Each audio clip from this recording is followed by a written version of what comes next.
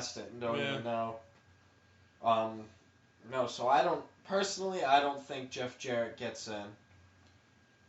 Although I do think when Kurt Angle is up from his contract, he goes in. He's got a year. He says if WWE doesn't sign him in a year, he's quitting. He's retiring. Well, I don't think they're going to hire him under a talent contract. A Legends contract, not a talent contract. Yeah. He's wrestling tonight, I think. He's wrestling Lashley tonight for the belt. I feel like, does he even move well in the ring anymore? That's what I was wondering. I might actually watch it to see. I don't know what Kurt Angle moved. Like, he's tore his ACL twice now. Kurt Angle moving in the ring. I don't know. He's tore his ACL twice, so I don't know. He's, what, 40? That's like watching The Undertaker move in the ring. That's true. I'm so... You just feel bad now? Yeah. Like, I remember what you used to be. I got all these friggin'... B's got all his friggin' Taker guys in the ring, like it figures. It's like 40 different goddamn figures, and every one of them is fucking jacked. The newer one they put out should have them like all flabby and skinny and no muscles, and it should come with crutches, shaved head, and ambulance. Crutches, a gurney, a neck brace. I didn't watch that 24. What happened with that in the back? Oh.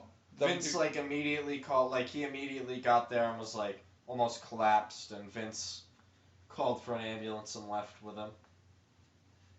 They'd say what happened or anything? Or... Well, they talked about, he suffered, like, a grade 2 concussion. God. From, like, one of the first F5s he took. So, what I'm hearing is another reason they might keep the title on Brock. So, this... Basically, the way I've heard it is Brock Lesnar, if he signs a renewed deal, could change the entire plans for WrestleMania. This year or next? This year. So you figure if Brock stays and wins, so he keeps the title, Cena beats Rusev for the belt, and probably Daniel Bryan in the Intercontinental belt. That way, you don't have to have the heavyweight champion defend every pay-per-view to headline. You have two legitimate guys to defend the belt in the main event. Yeah, I've seen Daniel Bryan's turning heel. Either way, he's still a legitimate superstar. Daniel Bryan and Dolph are going to be going at each other. They're also saying Sheamu is going to be heel. Can come back as a heel and cost Bryan the match. He'll be back Monday night. No, there's Monday night after Mania. No, I've heard Mania. I heard after Mania. See, I've heard he interferes in the Mania match itself, the belt match, the Intercontinental. The ladder match. He enters himself in and wins it. No, just comes out and costs Daniel Bryan the match. That would be nice. No, because then we'd have to watch them feud, and I don't like either of them anymore. Yeah, that's true. I'm all about that Tyson Kidd Cesaro tag team. All about that ass. What? Yeah, you are. Although Tyson Kidd pissed me off this week, wore new trunks. Don't say cats on him. There are no cats anywhere on his new trunks. Yeah, they're looking like a bunch of sucky-ass wrestlers now. Who, Kidd and Cesaro? Yeah. They won this week. Yeah, but they won because a fucking Natty pinned a fucking bull. No. Oh, wait a minute, that was on SmackDown. Oh, in the interspecies match? Yeah. She pinned the bull. Oh, did she? Yeah, he actually jumped. She was standing there, and he jumped into her face like this. Oh. And then she slammed him down and pinned him. Yeah, it was like little cock in the face. Yeah. I thought that was kind of weird. That midget dick. It's alright for a girl to fight a midget, but it's not alright for a girl to fight a guy. That's right. China never fought guys. Yeah. China didn't even exist. Just like Chris Benoit. Never existed. They mentioned Chris Benoit on one of those WCW things about Chris Jericho beating Chris Benoit. Yeah, but they don't ever mention him being in the WWE anymore. Yeah, I don't think they... Do they edit all his matches out of these shows? No. They show him. Do they? Yeah. Really? I just watched, I would assume they would have to, because like the WrestleManias and stuff like that. I just watched a SummerSlam where he was in for the U.S. title match, Fatal 4-Way. It was him, Eddie. I forget the other two in there. But it was a good match. It was a really good match. I'm going through and I'm just picking through old pay-per-views and watching them now.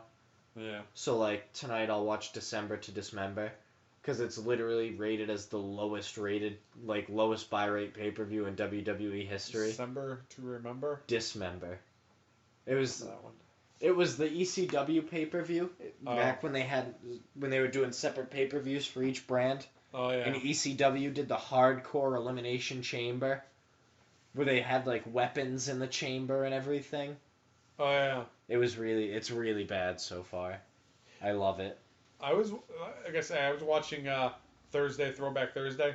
Yeah. And in between the shows, they do whatever. But there was this thing on there about William Regal. Have you seen that yet?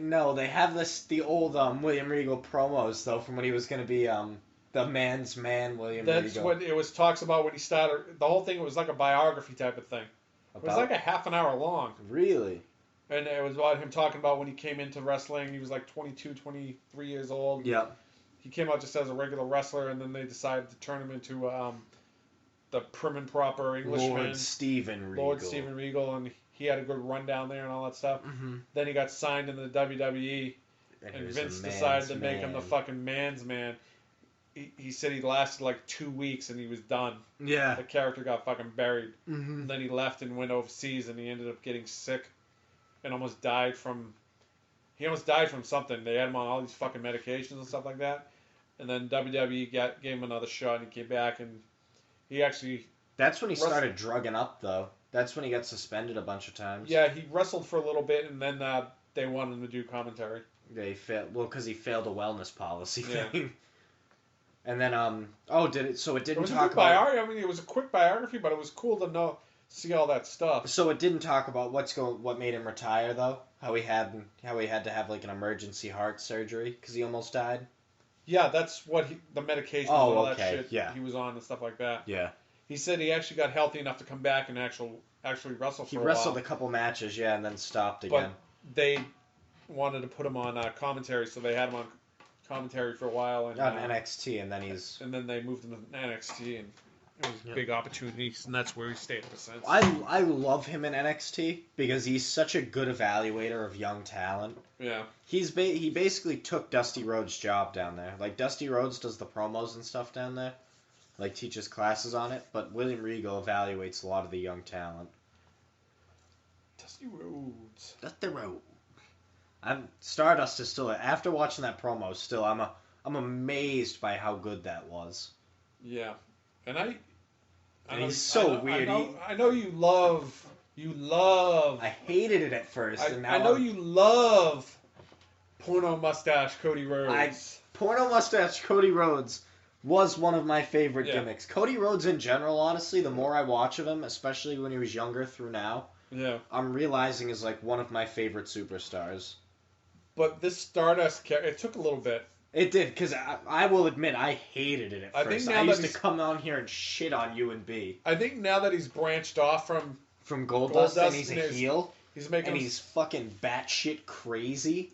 He just says what the fuck he wants to say. It's pretty cool.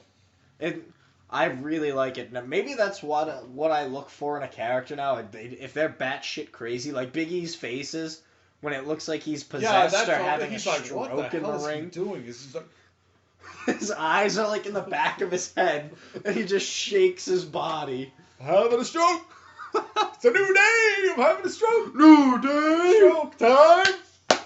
Stroke time. What did you think of the Tyson Kidd Cesaro thing on Raw, where they were like, and we can clap better than New Day? Did Cesaro lose his accent? No. I think he did. He still has his accent. It's not as bad. Yeah. He went back and forth a long time between Japan, Puerto Rico, and the United States and Europe. Oh boy. But he really is from Sweden. That's not a... I thought he completely lost his accent the other day when he was talking. No, yeah, it's gone. He really is from Sweden. Is he? Yeah, so he does have a slight accent. That's not fake. That's good. So hey, WrestleMania is not this Sunday, right? It's next Sunday. So we'll have one more show before next Sunday. Indeed. We are going to make a tournament board for WrestleMania. Yes.